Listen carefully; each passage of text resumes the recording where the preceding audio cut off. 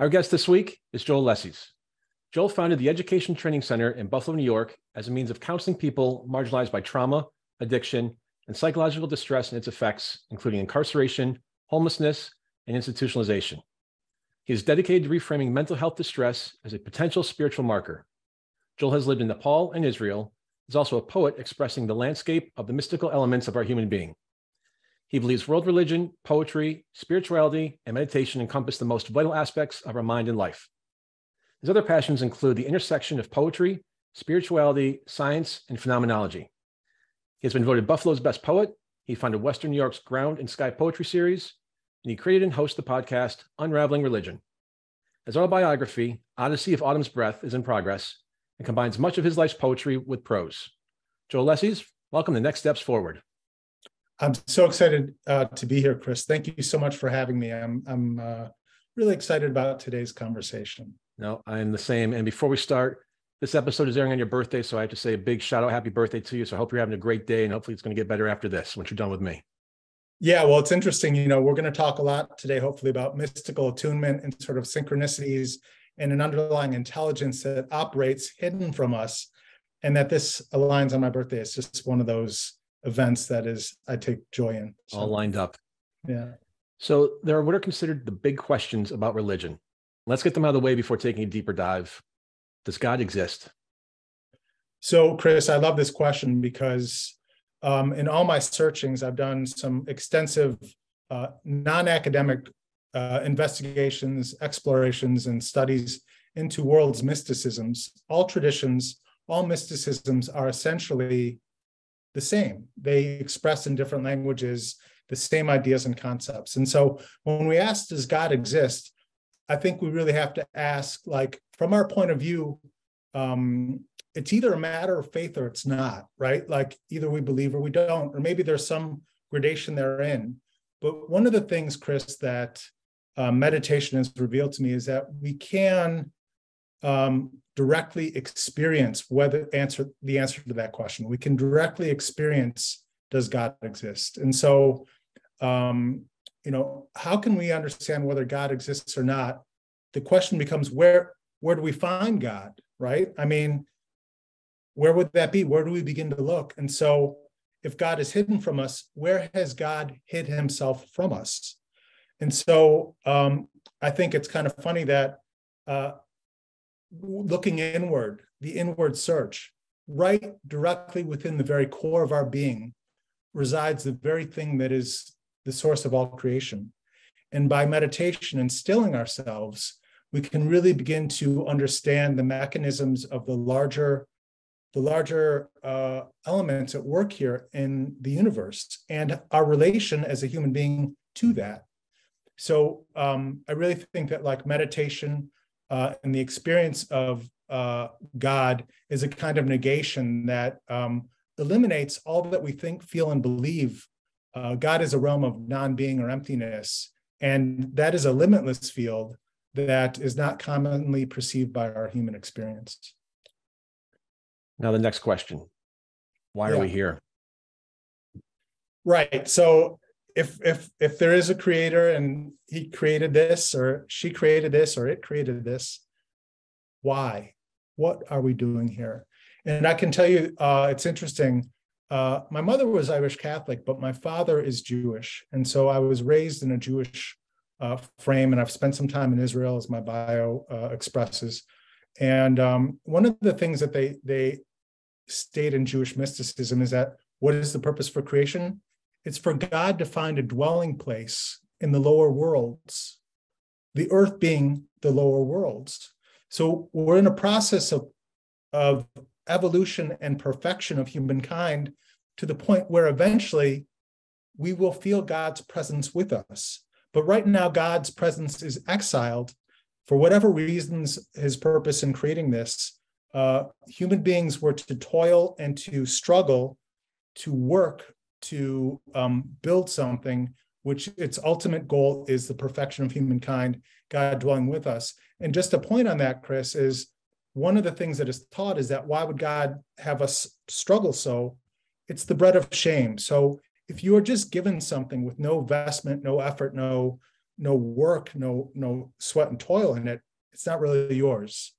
But if you are vested in developing that, in sacrificing for that, for building for that, and caring for that, then you really feel it is a part of yours. Yeah. A couple of big questions seem to go together. Why does evil exist? How should we live? And why should we bother being moral? Yeah. So these are great questions, and I love this. And this is in all the world's traditions, in all the world's mysticisms, these are the questions that are addressed. And I just want to say, I had to take an unbeaten path to come to these places of researching, understanding, and investigating these questions. These aren't normally what we find in ordinary conversation, but they're most vital to our experience as people. And so why does evil exist? Or why is that, and really what is evil? When we ask, like, why does evil exist? What is evil? It really seems to me that there are gradations of self-interest over selflessness, or agenda, one's own wanting for oneself over service to community. And so we're all in a balance of that. Because we have the body, there's a certain element of selfishness we have to tend to our human experience. So there's this interplay of selflessness versus selfishness. Now, evil, the straight out evil, which does exist in the world, they're probably beyond the scope of what we want to talk about today, reasons for it. But I would say that one of the most important teachings in Kabbalah and Jewish mysticism is the shelf life. The energy of evil does not have the shelf life of love or service or righteousness, so that evil may exist and affect the world, but it doesn't last. Its energies dissipate in a way where when we express love and selflessness and service, those energies go someplace that lasts forever. And one question I hear now and then that always seems to have an air of desperation or resignation to it. Is there any point to it at all? Yeah, I love this question because, it ties into faith, it ties into hope, and what are we doing here? And in Zen Buddhism, there is the three great attributes of enlightenment, or impetuses of enlightenment, are great faith, great doubt, and great zeal. Great faith, great doubt, great zeal. The great doubt is what you're expressing. Why? Is there any point to this?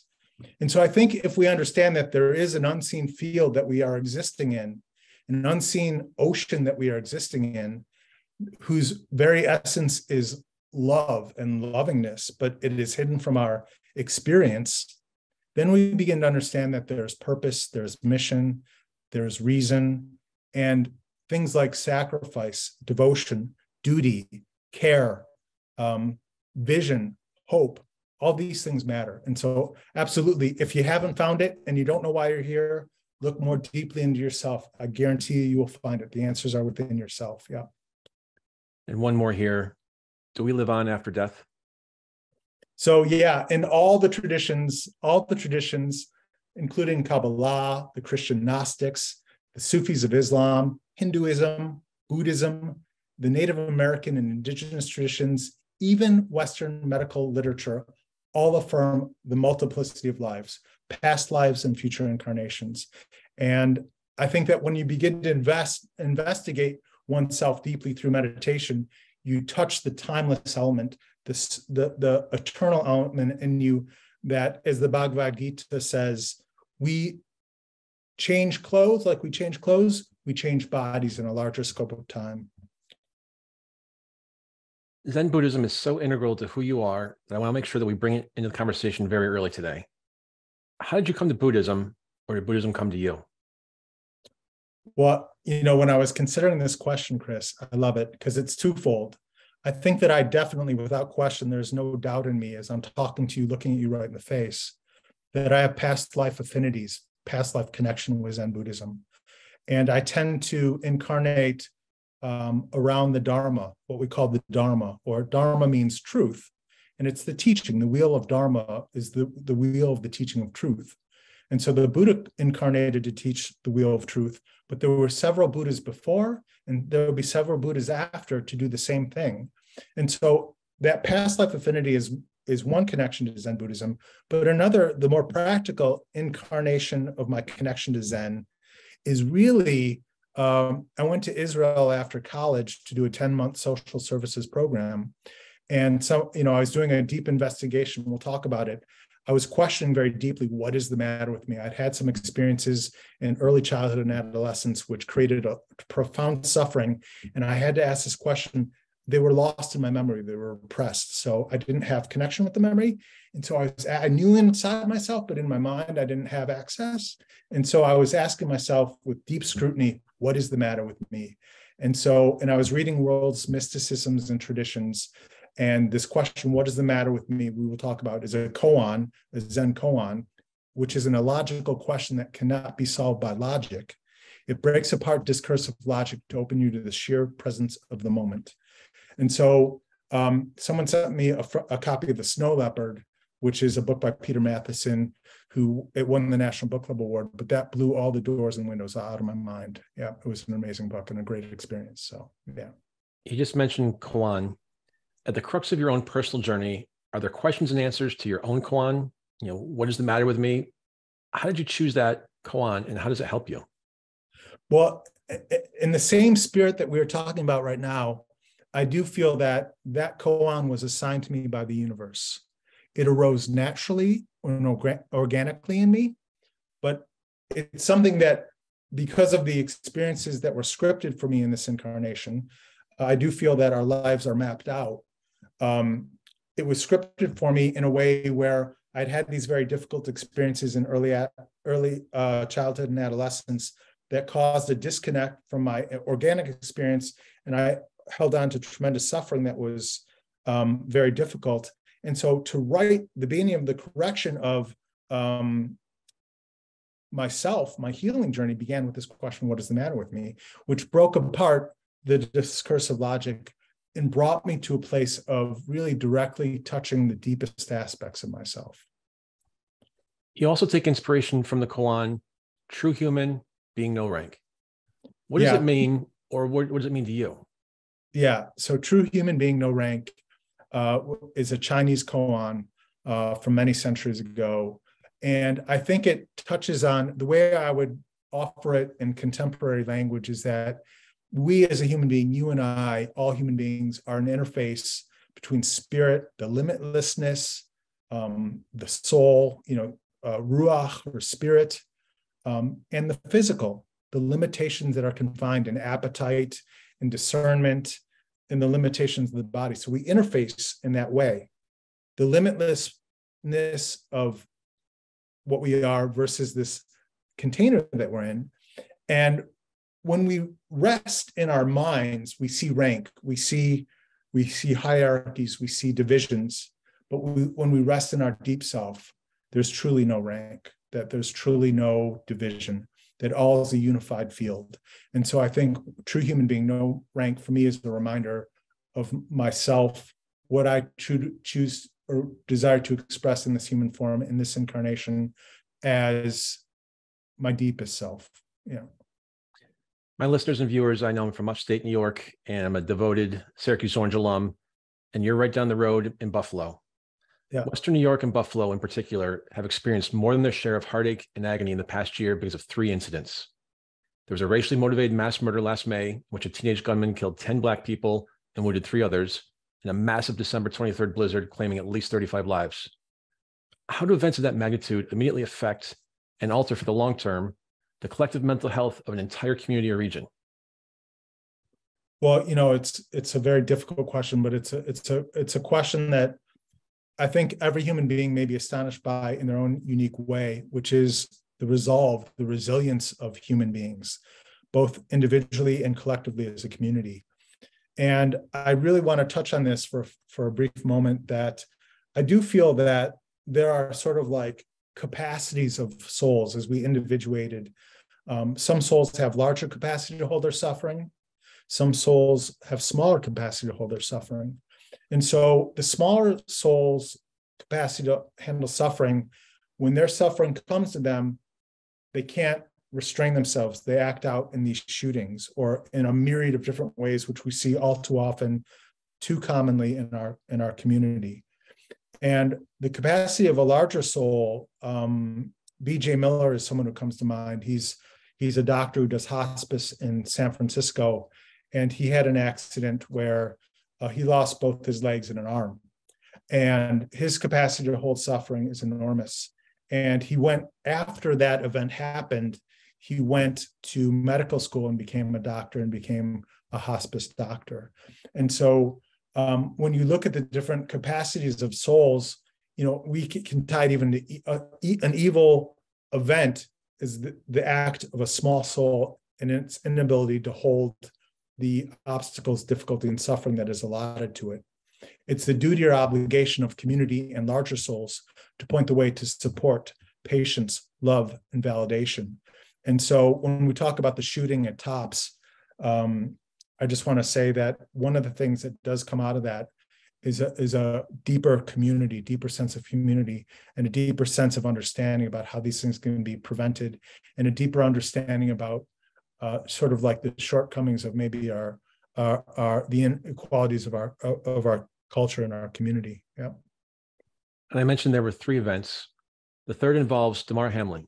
He's, of course, the Buffalo Bills football player who collapsed after going to cardiac arrest in a game at Cincinnati on January 2nd. What began as such a traumatic, real-time crisis for millions of people had a very different ending from those first 2 tragedies. Damar Hamlin is now recuperating at home. How should we frame the Damar Hamlin saga when we strive to process that emotional roller coaster? Yeah, well, because we have talked about this and the undercurrents, the intelligence as it is hidden from us. I think that on the surface, we see a football game, we see a hit, we see Damar go down, we see resuscitation. There's great concern, there's outcry, there's worry. The NFL players are in tears. They don't know what to do in the moment. Like moments after that happened, they all understood. They could see what was happening. So on the surface, there was great worry and concern and great uncertainty. But as you look at the larger picture of what happened out of that, the resolve of the medical team and the Bills and the NFL itself, and the community at large to offer prayers for Damar and for the Bills. I almost feel that the universe or God utilized Damar in that event to coalesce an understanding that there is a spiritual element, that prayers are answered, that there's an element that is not commonly looked at or examined in our culture that is present, that was reawakened by this event with Damar Hamlin. Now, you mentioned the spiritual component to that. Is the episode with Damar Hamlin simply a medical story, or is it something more, a story of rebirth or hope? Yeah, I have to say that as I was examining it, I was watching the game with my dad, and I'm like, oh my God, that's CPR. He's in cardiac arrest, like he's not. And so there was great concern. And what has come out of that has been a much deeper understanding of the priority of life. We used to watch, I have done this, Bills games. I've lived and died with the Bills. And I've really suffered. I've been a longstanding suffering Bills fan. So with that being the priority, you can see when they lose, it's terrible. But when an event like this comes, you can see what it is in relation to life and death.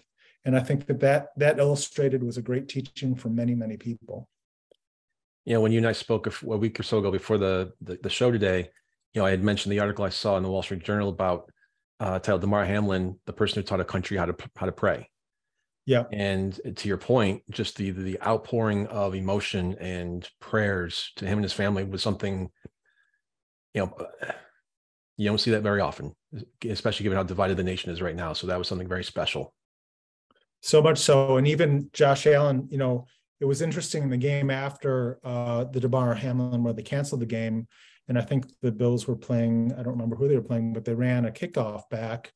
It was the first time in 3 years and 3 months. Damar Hamlin's number was 3. It happened twice, and they won by 3. And so, I don't think that God or the universe shouts at us, but gives us little whispers that, oh, I am here, That was a heck of a whisper. Yeah, it was. And when there's so much suffering all around the globe, in Ukraine, for instance, why did the image of one person lying unconscious on a football field bring people together with so much emotion and intensity? Well, I love this question, and I think it really has to do with sort of like our shift in focus and understanding. We were there to enjoy a Bills game, and the very element that we don't normally deal with was brought to bear in a way that we could not ignore it. And it was very interesting to see the broadcasters immediately understand very quickly that this was, the game should be canceled, and that this is a matter of life or death. And this player's health and prayers for him are the only thing that we can offer him right now. And that's what we must do. And so that whole thing was, I think we'll look back in time and see the Damar Hamlin incident is a very deep spiritual transformation for our country. Totally agree with that. I think there was some higher power there using this, I'll say, accident for a greater purpose. And Damar Hamlin was so vulnerable in that moment. And I understand how that vulnerability can draw people together. But it seems like there are three types of people in the world. There's the person who, like the Good Samaritan, will stop and help a stranger, the person who will ignore someone in need, and the person who will take advantage of someone when they're most vulnerable. Yeah. Why is it in our spiritual DNA that separates one from the other? Or is it simply a matter of how we were raised? Yeah, I think it's both in part how we were raised, but I think that as souls, we have attributes. Each soul has a unique attribute and a unique signature. And there are tendencies that are expressed in the incarnation that really help influence the culture also influences that, the way we're raised influences that, but also really the final decision maker is me. I have this phrase that I often say, Chris, the world we create is the world we inhabit. And how do we create the world? Well, in Jewish mysticism, it talks about 4 garments of the soul. We clothe ourselves with 4 garments of our soul. What are those 4 garments? They are intention, action, thought, and speech. Those are the things that we have at our discretion to choose how we want to implement them, how we want to express them. And the world we create is the world we inhabit, so that when we choose lovingly, patience, validation, thoughtfulness, those things return to us like in kind. Because remember, we are in an unseen field. And the Zen master Dogen says, karma does not deviate any more than a shadow or an echo from its source. We're often told that we have to look out for number one, and you have to take care of yourself because nobody else will. What happens to us from a spiritual perspective when we're motivated by and we act out in self-interest? Well, this is foundational to, Chris, this is foundational to why did God create us in this way? People need people, and we are built to need community. We're built to need family. We're built to need friends. We're built to need each other. And so I can understand at times why people feel that they must place their own self-interest over others. But that comes at a cost to the individual, and it also comes at a cost to the community. But how we balance selflessness versus self-interest is personal and unique to each of us. But I think it's often done without this understanding that we are in this field of awareness that does come back to us. It returns to us what we put out to it. So when we sacrifice or go a little bit further than we would have normally, and that returns to us like in kind, that in and of itself is the reward. So you're benefiting someone in the community by going a little bit extra, and it returns to you like in kind. So I just think that this whole system of the human experience, humankind, human beings, is built to teach us the very valuable lesson of selflessness, self-sacrifice, and service. Joel, we titled this episode of Next Steps Forward, The Micro of the Macro, because that was something I've heard you say. What do you mean when you said that you are the micro of the macro? Well, so there are so many different ways we could deconstruct this, Chris, but I'll tell you, there was a Persian poet, Rumi, Yuladin Rumi, who said, "You're not the ocean in a drop; you're a drop in the ocean." And so, this relationship of the micro and macro, this relationship of the human experience, the finite, small, specific, person-centered experience, has a deeper aspect when we cultivate meditation, when we cultivate contemplation, that you can realize that you are connected with all things, with all existence, in both a practical and spiritual way. The flowers of our success often grow from the seeds of difficulty and even despair. Is that true in your life story? And if so, without sharing anything too difficult, would you explain how you turned your difficulties into triumph? So I would say that certainly I'm at a place where what I once considered the greatest travesties of my existence, of the greatest sufferings of my existence, I can see are absolutely, I say this unequivocally and very directly, they were gifts. They were gifts. And I think that the human experience is that what we learn most deeply is what we're called to teach.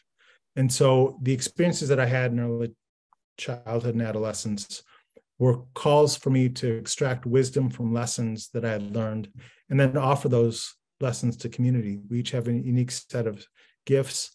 And so I think the great way that I did that, the best way to explain how I did that was to build a spiritual framework, my investigations into spirituality, to understand the larger mechanisms and that I do have a mission and a purpose. It's my obligation and it's incumbent upon me to find it, to seek it out. It's hidden from me. And so the clues to it are within me and what I love to do and what come naturally. And they're also found in things that I lose track of time doing, like writing poetry. But finding my life's meaning and mission and purpose and making meaning out of events is really how I turned my difficulties into triumph. And are those seeds of difficulty also why you felt called to help others through your profession as a counselor? Yeah, it was. We've been talking about my own profound suffering has been full and complete preparation for my life's mission. So it's a kind of training, it's a kind of training that prepares me for what I'm meant to offer to my world, to my community. Yeah. Along with spirituality, psychology, and religion, you place a high value on poetry. Why poetry? So, right, poetry, talking about my connection with Zen Buddhism, I also have a deep and ancient, I feel it's felt in me, in my heart, that an ancient kind of like previous incarnations with poetry, but poetry is a unique form using language to connect and express what is real and true and genuine in our human experience. And so it eliminates the conventional norms of what's generally accepted to discuss in polite or ordinary conversation. And opening that terrain to what is real, true, and genuine, we can really see what's going on in our life. And we can, and so what does that allow us to do? It allows us to address it, understand it, and make a path into extracting meaning and lessons from that. So poetry has been a great boon in my healing journey. And it's something that I offer through Ground and Sky Poetry Series to the Western New York community in Buffalo and Rochester. Yeah. We discuss mental health and well-being a lot on Next Steps Forward. How does faith influence our mental health and well-being? Well, as we discussed in the beginning of the podcast, some people have it and some people don't. It doesn't mean that it can't be grown or ignited in people. And I think it's almost incumbent upon us, Chris, when we see someone without hope, through an action or word, just some way to try to ignite hope in the faith of what is good in people. And that faith gives hope and vision to the future, and it provides optimism and knowledge that maybe there's something more here that meets the eye, something unseen and spiritual. I think hope, faith, and optimism are good for our mental health because they align us with resilience in finding our own way in the world to cope with and teach what we have learned in wisdom from our difficulties. And are there ways or times that spirituality and religion can be harmful to our mental health and well-being? Well, I think we see it. Yeah, of course. I think we see it all the time. And I've thought a lot about this question because it's an important question. So in what ways can spirituality and religion be harmful? I think that the world and our human life require balance, right? And so you can look at there's the spiritual and there's the physical. And when they're out of balance, when there's too much spiritual, we see mental health distress. When there's too much physical, we see no hope, no hope of optimism. It's just the physical world is all we see. So we want those two things in balance. And I think too much spirituality, we can't live practically in the world, and too much religion, we think we have answers that others do not. But as we have discussed, we're all endowed with an inherent birthright from God through intuition and wisdom that have been given to each of us, and we each have unique gifts that are God-given, along with a mission and purpose. So it's up to us to seek our mission and purpose, but it's not always so easy. How do we do that? When we share and make room for our differences with others, we make space for family, friends, and neighbors. We have a deep inner compass through our intuition, which is God-given, that when we don't honor it or don't know how to access it, we find ourselves in difficulty and kind of leads to a lack of faith or hopelessness. If we want to live respectfully in the world, we need to listen deeply to ourselves and live from a gentle guidance and respect and wisdom from that understanding. Given all that context, do you have a sense for the percentage of mental health professionals who include spirituality and religion in patients' care plans? It's a good question. I don't, but I can tell you that I only hope that we recognize that meaning making and spirituality are the vital component of healing from trauma, difficulty, and obstacle. So I only hope that it increases over the next coming time, you know? From an individual perspective, is there a best way or a right way to heal ourselves after we've experienced an emotional trauma? Yeah, I think so. I think that, we first begin by understanding that something has happened that isn't good or right. We really have to investigate it through kind of an introspection, but telling our story to a trusted person, sharing why what happened was hurtful, and using therapy as a means of understanding and healing are the beginnings of a journey that, we talk about healing, but I don't think that's the arrival point. I don't think that we stop at healing. I think to really flourish from difficult experiences, when we begin to teach what we've learned to our community, that's when we've really experientially made meaning from our trauma and suffering. And that's when we really understand that what was once harmful or hurtful to us becomes a gift to us. It's something that we can offer to others and affirms our shared human condition. Yeah. Some emotional wounds go quite deep, some perhaps to our very soul. How long should we expect the healing process to take? Well, it's a good question. It's a common question, but I would say never count or think that it should take X amount of time, right? I mean, I always say this, and I don't know if you feel this way, Chris, but I think that there's clock time, there's chronological time, and then there's heart time, right? Like someone walks into the room and time stops. What is that? So the heart naturally, Jack Kornfield, the Zen Buddhist meditator, teaches that the heart naturally presents itself for healing when it is ready. And so that when that healing is ready, the heart, you'll know it in yourself, and events and circumstances and people will kind of like organize themselves in a way to facilitate that healing. But I don't think in terms of clock time. You believe that we each have an inherent resilience within ourselves. How do we activate that resilience, especially when we may be in despair and feel like we just can't go on another day? Well, I think that this is probably one of the most important questions that you asked today, because I think it's more common than we can even begin to conceive of. Beyond the normal conversations of how are you, in bedrooms, behind closed doors, people are wondering. And so I really think that this is why the spiritual element is so vital and important, even if doesn't have to be about God or the universe. It just can be an inherent faith in our fellow human being, that there's something shared here that we don't fully understand, that we can have faith in goodness, that goodness triumphs over evil, that goodness triumphs over everything. I mean, goodness is what will reign.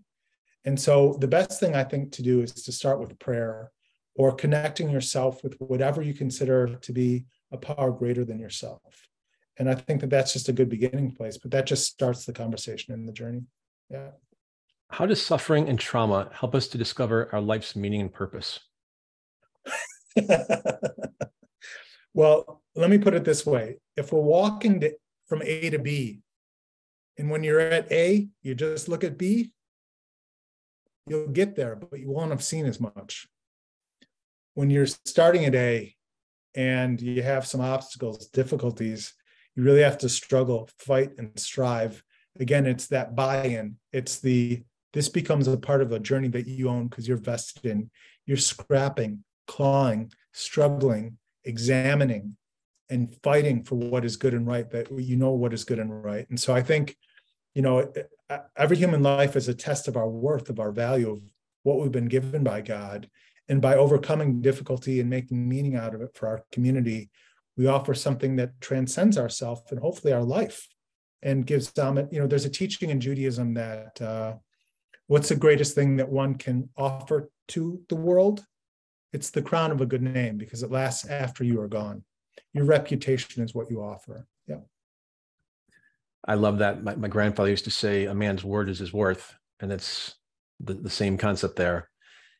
A follow-up to that, is it possible that sometimes suffering and trauma have no meaning, that they're just suffering and trauma or karma paying us back?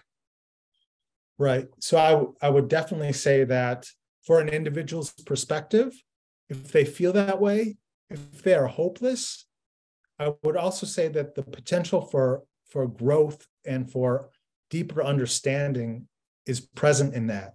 So like if someone's really struggling, like they're hopeless and they don't know what's going on, like that's not our reality. Our reality is one that it's a blank slate in one sense, but we are evolving and we are growing towards something. So there's a seed of faith in every human being. There's a seed of faith that is planted by God in every human being. And our job is to activate that. And when we don't feel that we believe that, and we dig deeper, maybe that's the time where it just begins to sprout. So no, I don't believe that it never has any meaning. And I don't think that we're just paid back. I think that, everything that the universe does for us is for good. It's just that it's not always seen or understood by us rationally. You also say every life has a mission, but many people are just trying to get from one day to the next. Determining our life's mission seems like a lot of work. Why should we bother to go through the work of having our life's mission revealed to us? It's the same as A to B. It's the same as we can go to our job, raise our family, do all our things, and we go birth to death, and we go a straight line. We've seen A to B, but have we seen all that life has to offer? And so I really think that by examining what is my mission, what is my purpose, we begin to array a vast tool belt that really begins to activate how we might respond in caring and compassion to a multitude of circumstances that we may not have seen if we were just heading straight line A to B. You say that when we do things from the soul, there's an effortlessness. The energy just comes. How do we know when we're doing something from the soul? Or maybe more importantly, how do we make sure something is coming from the soul? Yeah, well, the quote is actually a Rumi quote, and I love it. It's, that when it comes from the deep part of us, there is effortlessness. Or a better way of putting it is, what do we lose track of time doing that when we do something that we are passionate about? What is the activity? When I write poetry, it's like meeting that person. Time stops. And it could be, or meditation can provide this, but these are the elements, these are the indicators for me that this is a part of my journey, my soul, my life's mission. And somewhat in that vein, is mental health distress a potential calling to something to be explored and go deeper? Well, there's a wonderful documentary, Chris, called Crazy Wise. And Crazy Wise is about indigenous views of mental health and psychosis in indigenous communities as a marker for what? A leader, healer, and teacher, a shaman. Most shamans go through an episodic experience of psychosis. And because they're given a narrative by their elder that they are sensitive and they have a gift, and they're supported by their community, they have a vastly different outcome than we do with mental health distress and psychosis in the West. Yeah, so I would definitely say that, medication is necessary in our culture because it's what it offers. We medicate too often, too frequently, and we also don't allow what the distress could teach us to teach us sometimes. And that's a very difficult lesson, and it's scary because we are very vulnerable and we don't know.